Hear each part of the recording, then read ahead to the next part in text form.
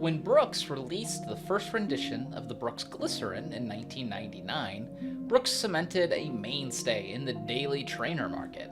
Fast forward to February of 2026, the Brooks Glycerin Flex aims to revolutionize the running shoe market with its unique design, sharp looks, and promise of a versatile run, unlike anything else on the market. Does this new trainer live up to the promise of breaking new ground, or does it bend and break? Let's find out.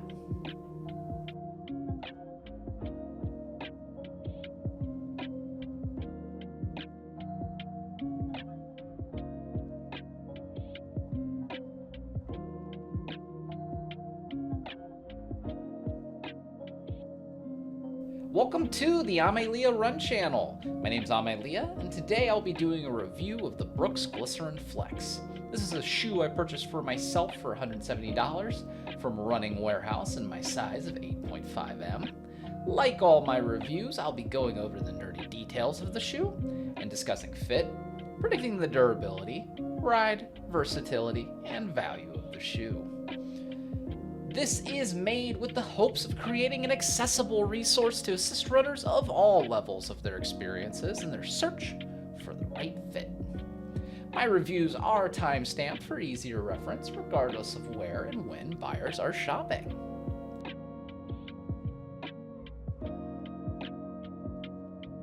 The Brooks Glycerin Flex is a daily trainer that aims to provide versatile daily miles with a bit of extra oomph underfoot, partially thanks to the podular design, as it likes to call itself here in the midsole. And you know, pardon my, how should I say, obvious descriptor, it's a flexible ride.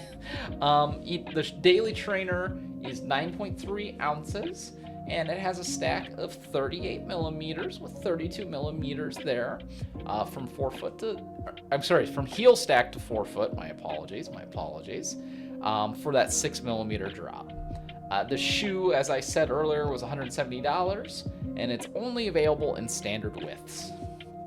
The shoe has that podular design, as my wife and I have had endless entertainment with attributing random things to being podular in design.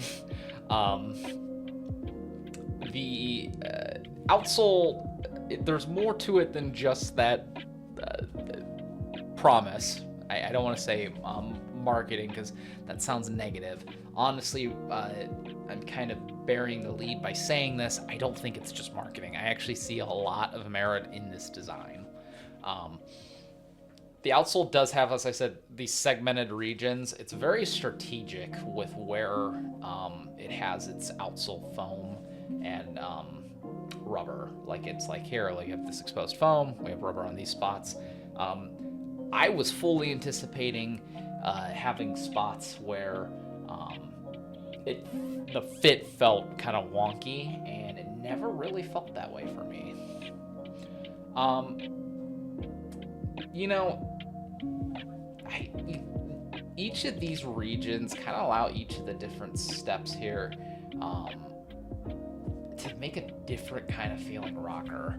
I really think that, you know, whereas like most rocker designs, you know, you're just having that kind of, I don't want to say same old, but you know what you're expecting from a rocker geometry. Here, it's nice because, like, if you kind of have a little bit of a wild strike pattern like mine, when you go down with it, it kind of rolls and bends in the way that you go, which, again, like I said, I can see where people might roll their eyes and be like, okay, I've heard that promise a million times before. Oh, a shoe that bends where I bend. It really is the case here. I was also, another thing that in the back of my mind I was concerned about was if that would be like an exaggerated kind of response, like in the sense that, like, if it bends, does it give too much? It really doesn't. It's really fine-tuned. You know, this design reminds me a lot of, it's a shoe I'm very fond of, I think I've even mentioned it before on the channel, is the Reebok ATV. You know, very polarizing aesthetics, but I kind of think it was aiming for a similar ethos and design, particularly with its its outsole. It's kind of got, as I'm showing here on screen, it's kind of got the little dots, so to speak, everywhere. Kind of reminds me of the segmented podular design. The shoe has back to the flex here, it has a flat knit upper. Reminds me a ton of basketball shoes, actually. I'd call that an interesting quirk, for sure. Speaking of the upper, I do think that the bright white colorway I got here is one of the release colorways. It's shown the biggest concern I'd have for the durability of the shoe, which, how it loses its color, kind of loses its glamour, but I don't think that's a really, really bad thing when that's the worst that you have going for your shoe. Like the segmented design, as I think I mentioned, I think the outsole prevents any scuffing that way with it being segmented. It doesn't drag with any strides. I'm wondering if this outsole is going to stay this fine-tuned for 200-300 miles plus. Not in a negative way. I'd just be curious to see. I'm definitely going to be running in these long term, because they're wonderful. And yes, it's fun to do this with them. It's quirky. I hate to use that word. I know it's overused. It's a very quirky shoe.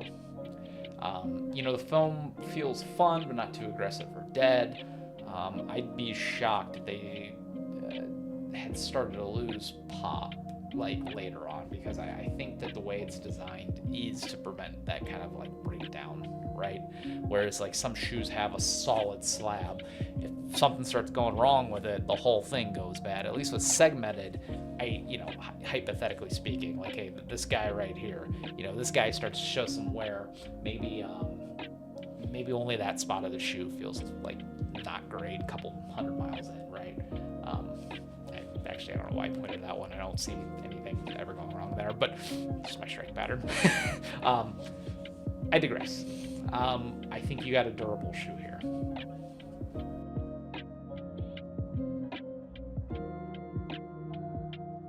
Getting into ride versatility and value for the Brooks Glycerin Flex. I think the Flex rides like something I've only ever experienced once before. I hate to mention it again, but if you don't like how this shoe looks, close your eyes. It'll be gone in 5 seconds.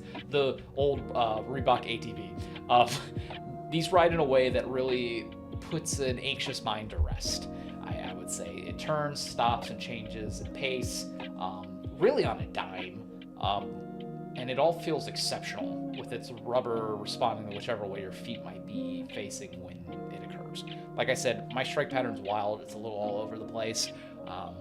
Never felt like any of my twists, turns, stops and goes were ever too much. Like they always were answered with this shoe.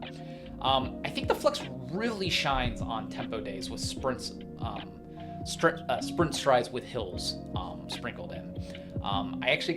I found this reading up on Supwell. They had mentioned that they felt that the Glycerin Flex was really good for hill workouts. I would concur. I would certainly concur. I've never felt like my foot was fatigued going uphill. It's in a way that I think some other stiffer options might make me feel, even some with plates. I'll say as a runner with, as I mentioned, a very unique, which could be read as perfectly broken, neutral running pattern all over the road. These definitely accommodate each strike with the right bend and shift that's needed. I think that's really accentuated well when you're doing like hill sprints or just straight sprints. This isn't the fastest shoe. It's definitely a daily trainer, so you're not going to be like blazing speeds like you might in some of the plated tempo trainers. But I think this is a daily trainer that can meet some tempo requirements, particularly if you're going to have changes in terrain, hills, bends. Maybe you live somewhere that's kind of like on a grid, like the roads are, and you need to take a lot of turns. You're not going to lose momentum the way you might in other shoes. As I alluded to, I've been using these mostly for hills and tempo days. Those kind of workouts, these quality sessions, I'm warming up in them for about 30 minutes, doing about 5 sets of hill sprints and then cooling down for 10 minutes. That's the sweet spot with these. Taking them out on daily miles, I mean, I'd say anything like 30 minutes, 40, 50 minutes. They're fine. I mean, I wouldn't say they're bad. I wouldn't say they're like the best thing I've ever trained in. Like I said, I think it's when you have a lot of those, I don't want to say technical, because that makes it sound like a trail shoe. It's really not. But, you know, like your changes in hills and elevation, I think these really are a good companion for those kind of runs. You know, something comes to mind is for $170, I think it might be difficult to justify a non-plated daily trainer. Particularly because I think for me, I think it doubles as a reliable tempo runner, and also kind of your best friend for hill strides. I know it's a little bit more than what people are expecting for a daily trainer, you know, because again, I think 140, 150 is what most people kind of have in mind for a daily trainer. But I think that the Glycerin Flex is the best thing to come out from Brooks in years. I really do. If you want to wait, you might be waiting for a while, honestly, but these are definitely worth trying on at the store to see if it's a good fit for you. You know, I think even at an above average price, these are better than some of the other trainers, even within Brooks's family. And comparing prices, I don't think these are that outrageous. I'd actually say these are kind of in the middle for a lot of what I see from Brooks. But again, to each their own.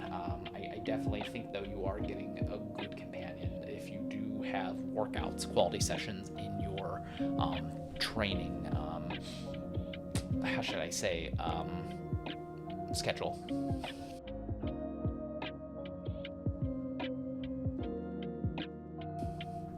Getting into my final thoughts for the Brooks Glycerin Flex. You know, I think this is a gem of a shoe. I really do. It is far from being a one-trick pony. Like, yes, I know when people are doing this, you're like, oh, okay, whatever. But even that, I think, to some extent, is a little misleading. You're not really running like, oh, look at me, look at me. It's as you go and take those steps, you know, it's more like this. That's what I think is more important, is like how it is laterally, how even like the little subtle changes, as you can see, as it's moving and grooving around in different ways. You know, its very existence is sort of noteworthy. It's a noteworthy occasion. I think this shoe is really exciting because I really want to see how other shoe companies respond to this design. You know, some might ignore it. Some might say, "Hey, let's give our shot. Let's give that a shot." You know, we'll see how that works for us. Because again, like when somebody makes something new and unique, it's exciting to see how the other shoe companies respond. If, you know, maybe they make their own, maybe they make a certain design close to this, but, you know, maybe more oriented for the daily runner, or maybe more for the speedier runner. My point being is, I think we need more new and innovative designs in this space. I really want to see how both Brooks and other brands expand on the design of the Glycerin Flex. I hope you found this video helpful with your buying for a running shoe. If you found this helpful, if you'd like to see more content similar to this, I've been trying to do weekly running shoe reviews. I also try to do weekly educational materials. I also do shorts with like first impressions, unboxings. Check us out here. Consider subscribing. And if you have any questions about these shoes, as always, let me know. I'd be more than happy to kind of answer. With that said, I hope you're all staying healthy and safe.